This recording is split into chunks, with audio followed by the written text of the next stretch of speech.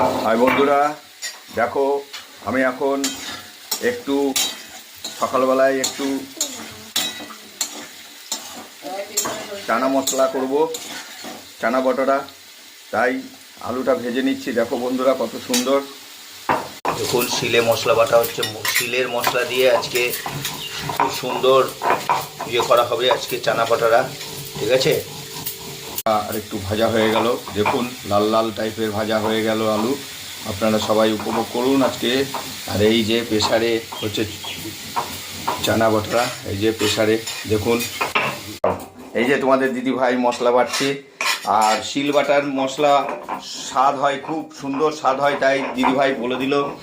এই যে মশলা, আদা লঙ্কা সব রকম দিয়ে এখানে বাটা হচ্ছে।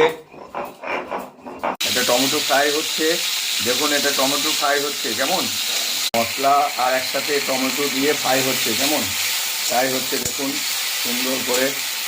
সবাই দেখে উপভোগ করুন।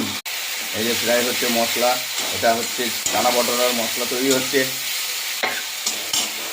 এবার ছোলাটাকে দিলাম, এবার দিয়ে এবার কষানো হচ্ছে। দেখুন এবার ছোলাটা সুন্দরভাবে কাবলি ছোলা দিয়ে চানা বটা হচ্ছে। আবার একটু পরে দেখাবো যখন হয়ে যাবে। দেখুন এবার একটু আলু দিয়ে এবার এটাকে একটু বড় হয়ে গেল, তরকারিটা সুন্দর চানা বটাটা তৈরি হচ্ছে। আপনারা দেখুন, উপভোগ করুন, খেতে তো হবে সবাইকেই। শুভ গুড মর্নিং, সবাই ভালো থেকো। আজকে চানা বটাটা দেখে তোমরা একটু ভালো ভালো করে লাইক করো, কমেন্ট করো, শেয়ার করো, তাহলে সবাই দেখতে পাবে। এরকমভাবে এরকম খাবার খেতে গেলে আমাকে কমেন্ট করে জানাবে, আমরা খাবার তৈরি করে আপনার বাড়িতে পাঠিয়ে দেবো। টাটা বাই বাই, আবার দেখা হবে।